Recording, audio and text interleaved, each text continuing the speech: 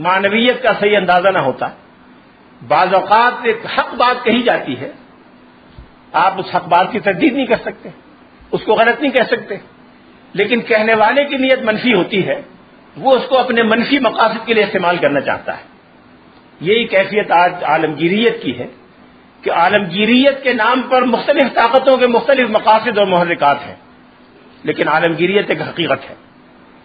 عالمگیریت کے قیام کے لیے ضروری ہے کہ دنیا میں انسانی مساوات کے اصول کو تسلیم کیا جائے. اگر انسانی مساوات نہ ہو، کچھ انسان برتر ہو کچھ انسان کمتر ہو، تو پھر ایک عالمگیر انسانی معاشرہ اس طرح کا قائم نہیں ہو سکتا جس طرح کا قائم کیے جانے کے دعوے کیے جا رہے ہیں. اس لیے کہ کشمکش پھر کمتر اور برتر کے درمیان جاری رہے گی، اور جب تک کشمکش جاری رہے گی عالمگیریت قائم نہیں ہو سکتی.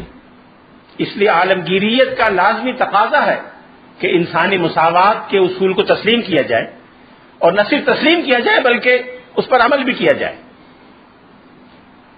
دوسری چیز جو عالمگیریت کے لیے ناگزیر ہے وہ یہ ہے کہ عدل و انصاف کے اصول کو تسلیم کیا جائے اور ہر انسان کو عدل و انصاف تک رسائی کا حق برابر کی سطح پر دیا جائے. یہ بھی مساوات کا ایک لازمی تقاضا ہے. تیسری چیز یہ کہ ہر انسان کو امن و سکون برابر سطح پر حاصل ہو. اگر معاشرے میں امن و سکون نہیں ہے، کچھ انسان امن میں ہیں اور کچھ انسان امن میں نہیں ہیں، تو پھر عالمگیریت قائم نہیں ہو سکے گی. کسی ایک طبقے یا ایک گروہ کی فرمانروائی تو قائم ہو سکتی ہے، وہ ماضی میں بھی قائم ہوتی رہی ہے. ماضی میں بھی زبردستوں نے زیر دستوں کو اپنی آقائی کے تلے روندا ہے، آئندہ بھی روندیں گے. لیکن اگر ماضی کے کسی منفی رجحان کو ختم کرنا مقصود ہے اور واقعتاً انسانی مساوات قائم کرنا مقصود ہے، تو پھر امن و سکون تمام انسانوں کو یکساں حاصل ہونا چاہیے. چوتھی چیز جو ایک عالمگیریت کے لیے ضروری ہے وہ یہ کہ علم کے تمام شعبوں تک تمام انسانوں کی یکساں رسائی. ماضی سے ہزارہا سال سے انسانوں نے یہ طریقہ بنایا ہے کہ مفید علم جس کا مارکیٹ میں چلن ہو، جو بازار میں جس کی پرسش ہو، اس پر بندشیں عائد کی جائیں، اس پر اجارہ داریاں قائم کر دی جائیں، اور عام انسانوں کو، کمتر انسانوں کو اس علم تک رسائی سے محروم کر دیا جائے. ایک زمانہ تھا کہ مذہبی علم کی بنیاد پر لیڈری اور قیادت ملتی تھی، تو مذہبی علم کے لیے طبقے مقرر تھے. بنی لاوی میں تورات کا علم ہوگا، بنی لاوی کے علاوہ کسی کو نہیں ہوگا. برہمن کو علم ہوگا، برہمن کے علاوہ کسی کو علم نہیں ہوگا. غیر برہمن اگر سن لے تو اس کے کان میں سیسا پگھلا کے ڈال دیا جائے. یہ اجارہ داریاں علم پر تھیں، آج بھی ہیں. آج بھی مغربی جامعات میں بعض شعبوں میں مسلمانوں کو داخلے کی اجازت نہیں ہے، بعض شعبوں میں مشرقی ممالک کے طلباء کو داخلے کی اجازت نہیں ہے. پھر کچھ شعبے ہیں جہاں مسلمانوں کو گھسنے کی اجازت نہیں ہے، کچھ اور شعبے ہیں جہاں مخصوص ممالک کے مسلمانوں کو جانے کی اجازت نہیں. یہ علم پر اجارہ داریوں کی ایک نئی شکل ہے. آج اگر قیادت اور برتری ایک خاص علم سے حاصل ہوتی ہے تو اس علم کا راستہ بند کر دیا جائے. جب تک یہ سلسلہ رہے گا انسانی مساوات قائم نہیں ہو سکتی. جب تک مساوات قائم نہیں ہوگی عالمگیریت کا حق ادا نہیں ہوگا. اور آخری چیز، پانچویں شرط یہ ہے کہ تہذیب و تمدن اور اخلاق کی بنیاد پر تمام انسانوں سے معاملہ کیا جائے. تہذیب کو انسانوں کی مشترکہ کاوش اور مشترکہ بازیافت سمجھا جائے. اگر تہذیب کی بنیاد پر دوسری اقوام کو کمتر سمجھا جائے، تہذیب کی بنیاد پر دوسری اقوام کو غلام بنایا جائے، تہذیبوں کی کشمکش کے نام پر بعض تہذیبوں کی برتری قائم کی جائے، بعض علاقوں کی، بعض نسلوں کی برتری کا عقلی اور تاریخی ثبوت یا دلیل تہذیبی کشمکش کے نام سے حاصل کی جائے، تو پھر اس صورت میں عالمگیریت قائم نہیں ہو سکتی. اگر یہ اصول پنجگانہ عالمگیریت کے قیام کے لیے ناگزیر ہیں تو پھر ایسی عالمگیریت کا واحد نمونہ اگر کسی نے پیش کیا ہے تو وہ اسلام نے اور سرکار دو عالم اصلاۃ والسلام نے پیش کیا ہے. مساوات انسانی مکمل، عدل و انصاف ہر انسان کے لیے، امن و سکون ہر شخص کے لیے، علم ہر ایک کا حق نہیں بلکہ فریضہ، اور تہذیب و اخلاق سب کے لیے. انما بعثت لاتمم مکارم الاخلاق، میرا تو مقصد بعثت ہی اخلاق کی تکمیل اور تتمیم ہے۔ علم ہر انسان کے لیے اور ہر شخص کے لیے محض حق نہیں بلکہ فریضے کی حیثیت رکھتا ہے۔ امن و سکون ایسا ہونا چاہیے کہ حضرموت سے کوئی خاتون اٹھے اور تن تنہا بالبک تک جہاں اس کے بمباری ہو رہی ہے، جہاں تباہی پھیل رہی ہے، وہاں تک چلی جائے، ہاتھ میں سونا لے کے چلی جائے اور کوئی اس کو تنگ کرنے والا نہ ہو۔ یہ معیار ہے امن و سکون کا۔ عدل و انصاف کا معیار یہ ہے کہ بڑے اور چھوٹے میں، امیر اور غریب میں، مشرقی اور مغربی میں، عربی اور عجمی میں کوئی فرق نہیں ہونا چاہیے۔ یہاں تک کہ فاطمہ بنت محمد بھی اگر چوری کے ارتکاب میں لائی جائے تو اس کا ہاتھ بھی کاٹ دیا جائے۔ اور مساوات انسانی یہ کہ بادشاہ اور گدا، خلیفہ اور غلام ایک سطح پر ہوں۔ اگر ایک دن خلیفہ کی سواری کا دن ہے تو خلیفہ سوار ہو، اگلے دن غلام کی سواری کا دن ہے تو غلام سوار ہو۔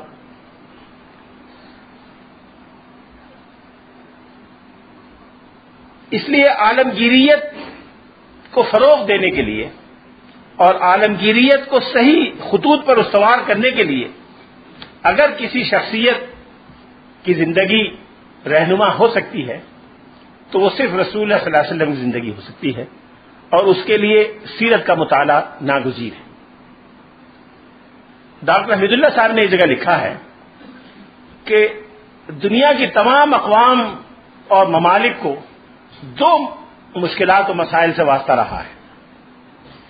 ایک مشکل قوموں کی باہمی عصبیت، نیشنل پریجوڈس، اور دوسری چیز دولت مندوں اور غریبوں کے درمیان کشمکش، پیٹ بھروں اور بھوکوں کے درمیان کشمکش۔ ماضی میں جتنی مشکلات انسانیت کو پیش آئی ہیں، جتنی جنگیں ہوئی ہیں، جتنا خون بہا ہے، وہ شاید 99% یا شاید اس سے بھی زائد انہی دو اسباب کی وجہ سے بہا ہے، قوموں کی باہمی عصبیت کی وجہ سے اور بھوکوں اور پیٹ بھروں کی باہمی کشمکش اور کشاکش کی وجہ سے۔ سرکار دو عالم صلی اللہ علیہ وسلم نے جو اپنے کام کا آغاز کیا تو یہ دونوں مشکلات بدرجہ اتم قبائل عرب میں موجود تھی۔ یہاں تو قوموں کی عصبیت کی بات ہو رہی ہے، وہاں قبیلوں کی عصبیتیں، قبیلوں کی بھی شعبوں کی اور برانچوں کی عصبیتیں۔ آپ نے سنا ہوگا رسول اللہ صلی اللہ علیہ وسلم کے آخری زمانے میں، آپ کی دنیا سے تشریف لے جانے سے چند مہینے پہلے، ایک شخص نے نبوت کا دعویٰ کیا جس کا تعلق بنی حنیفہ کے قبیلے سے تھا۔ بنو حنیفہ ایک بہت بڑا قبیلہ تھا جو جزیرہ عرب کے وسط میں آباد تھا۔ عرب قبائل کے دو بڑے بڑے گروپ تھے، ایک گروپ ربیعہ قبائل کہلاتا تھا، ایک مزری قبائل کہلاتا تھا۔ رسول اللہ صلی اللہ علیہ وسلم کے قبیلہ قریش کا تعلق مزری قبائل سے تھا۔ ربیعہ قبائل سے تعلق اکثر و بیشتر ان قبائل کا تھا جو جزیرہ عرب کے وسط میں آباد تھے، اور ان دونوں کے درمیان کشاکش اور عصبیت کی فضا رہتی تھی۔ جب مسلمہ نے نبوت کا دعویٰ کیا تو ربیعہ قبائل کے خاصے لوگ بڑی تعداد میں مسلمہ کے ساتھ شامل ہو گئے۔ سیدنا صدیق اکبر رضی اللہ تعالیٰ عنہ کے زمانے میں ان کے خلاف جنگ کی گئی۔ یہ جنگ کئی دن جاری رہی، بلکہ شاید کئی ہفتے جاری رہی۔ جنگ کی نوعیت یہ ہوتی تھی کہ صبح جنگ شروع ہوتی تھی، تمام دن جاری رہتی تھی، مغرب کے قریب جنگ بند ہو جاتی تھی اور فریقین اپنے اپنے کیمپ میں چلے جاتے تھے۔ ایک دن جنگ کے دوران مسلمان اپنے کیمپ میں تھے، مسلمہ کے ماننے والے اپنے کیمپ میں تھے۔ بعض مسلمان اپنے کیمپ سے نکلے شاید واک کرنے کے لیے، رات کو ٹہل رہے تھے، تو دیکھا کہ مسلمہ کے کیمپ سے بھی کچھ لوگ ٹہلنے کے لیے نکلے ہیں۔ قریب آئے، بات چیت ہوئی، سلام دعا ہوئی، تو ایک صحابی جو مسلمانوں کی ٹیم میں تھے، پارٹی میں تھے، انہوں نے غور سے ایک شخص کو دیکھا، کہا کہ تمہارا یہ نام ہے؟ کہ جی ہاں۔ تم وہ نہیں ہو جو بنی حنیفہ کے 80 رکنی وقت میں مدینہ منورہ آئے تھے، حضور نے فلاں مکان میں تمہیں ٹھہرایا تھا؟ کہ ہاں میں وہی ہوں۔ تم ایمان نہیں لائے تھے؟ کہ ہاں میں ایمان لایا تھا۔ تو آپ نے پوچھا کہ اب تمہیں کوئی شک ہو گیا ہے رسول اللہ کی نبوت پر؟ کہ نہیں، کوئی شک نہیں ہوا۔ حضور کو نبی مانتے ہو؟ کہ ہاں مانتا ہوں۔ کہ مسلمہ کی نبوت پر ایمان لائے ہو؟ کہ نہیں۔ اسے جھوٹا سمجھتے ہو؟ کہ ہاں جھوٹا سمجھتا ہوں۔ تو پھر بندہ خدا پہ مسلمانوں سے جنگ کیوں کر رہے ہیں؟ جو بات اس نے کہی بڑی عجیب تھی، اس ماحول کو سمجھنے کے لیے بڑی مفید ہے۔ اس نے کہا خدا کی قسم ربیعہ کا جھوٹا مضر کے سچے سے زیادہ محبوب ہے۔ ربیعہ کا جھوٹا مضر کے سچے سے زیادہ محبوب ہے. یہ قبائلی عصبیت ہے جس سے رسول اللہ صلی اللہ علیہ وسلم کو واسطہ پڑا. اور بھوکوں اور پیٹ بھروں کی کشمکش سے تو پوری عرب کی شاعری اور جاہلیت کی شاعری بھری پڑی ہے. جاہلی شاعر شاعری کو ایسا ہوگا جس نے اپنے کارنامے بیان نہ کیے ہوں. وہاں صعالیق کی ایک نسل ہوا کرتی تھی. صعلوق کے معنی کنگال. ایک پوری نسل تھی جس کا لقب تھا کنگال، لیکن ان کا کام یہ تھا کہ لوٹ مار کیا کرتے تھے اور لوٹ مار کر کے لوگوں کو قتل کر کے اپنی روزی کمایا کرتے تھے، اس لیے کہ صعلوق تھے، کنگال تھے. ان صعالقہ میں سے ایک بڑا مشہور کنگال یہ کہتا ہے، اپنی فخریہ بیان کرتا ہے، شنفرا نام ہے، وَأَيَّمْتُ نِسْوَانًا وَأَيْتَمْتُ إِلْدَةً وَعُدْتُ كَمَا أَبْدَأْتُ وَاللَّيْلُ أَلْيَلُ، کہ میں رات کو نکلتا ہوں، کتنی ہی عورتوں کو بیوہ کر دیتا ہوں، کتنے ہی بچوں کو یتیم کر دیتا ہوں، اور تاریخ ختم نہیں ہوتی کہ میں واپس آ جاتا ہوں. یہ فخریہ اظہار ہے ان کنگالوں کا جن کا پیشہ یہ تھا کہ لوٹ مار کر کے اپنی روزی حاصل کریں. ان حالات میں جہاں قومی عصبیت کا یہ حال ہو اور کشمکش کا یہ حال ہو، رسول اللہ صلی اللہ علیہ وسلم نے کیسے اس مسئلے کو حل کیا؟ ڈاکٹر احمد اللہ فرماتے ہیں کہ انسانی مدون تاریخ میں، ریکارڈڈ ہسٹری میں کوئی اور مثال ایسی نہیں ملتی کہ ان دونوں قسم کی مشکلات کو جو اپنی انتہا پر، اپنی پیک پر تھی عرب معاشرے میں، کس طرح حل کر کے دکھایا اور کس طرح ان سب لوگوں کو شیر و شکر بنایا. اس راز کو جاننے کے لیے، اس کامیابی کا سر جاننے کے لیے سیرت کا مطالعہ ناگزیر ہے. پھر غیر مسلموں کے لیے ایک بات ہمیشہ بڑی دلچسپی اور حیرت کا موجب رہی ہے، آج بھی ہے، ماضی میں بھی رہی ہے.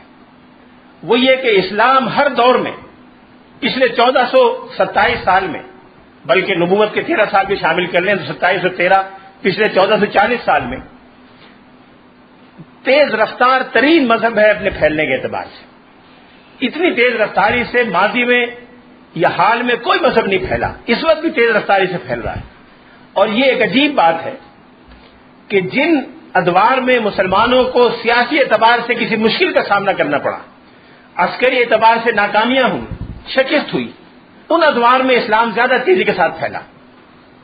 سب سے زیادہ تاریخ زمانہ اسلام کی تاریخ میں جو بتایا جاتا ہے وہ سقوط بغداد کا واقعہ ہے، جب تاتاریوں نے منگولیا سے نکل کر اور مصر تک کا پورا علاقہ تاراج کر دیا تھا اور ہزاروں بستیاں اور لاکھوں انسانوں کو شہید کر دیا تھا. بڑے بڑے اکابر اسلام اس ہنگامے میں شہید کر دیے گئے. یہاں تک کہ حافظ ابن کثیر نے ایک جگہ لکھا ہے، ان کا تذکرہ بھی کئی بار آئے گا، کہ اذا قیل لک ان التتار انہزموا فلا تصدق، اگر کوئی تم سے یہ کہے کہ تاتاریوں کی شکست ہو گئی تو تصدیق نہ کرو. گویا تاتاریوں کی شکست ناقابل تصور بات تھی. جب یہ سارا کام ہو گیا، جتنی تیزی سے اسلام پھیلا ہے اتنی تیزی سے پہلے نہیں پھیلا تھا، بعد میں کئی سو سال تک نہیں پھیلا. یہاں تک کہ وہی تاتاری جنہوں نے مسلمانوں کے خون بہائے، مسلمانوں کے کتب خانے تباہ و برباد کیے، جن تباہی اور بربادیوں کے نتیجے میں دجلہ و فرات کے پانی سیاہ ہو گئے، وہ تاتاری اسلام میں داخل ہو گئے. خود مغربی مصنفین نے اس کو تسلیم کیا ہے کہ پولیٹیکل اسلامی، ان کی ٹرمز ہے، ہماری ٹرم نہیں ہے، کہ پولیٹیکل اسلام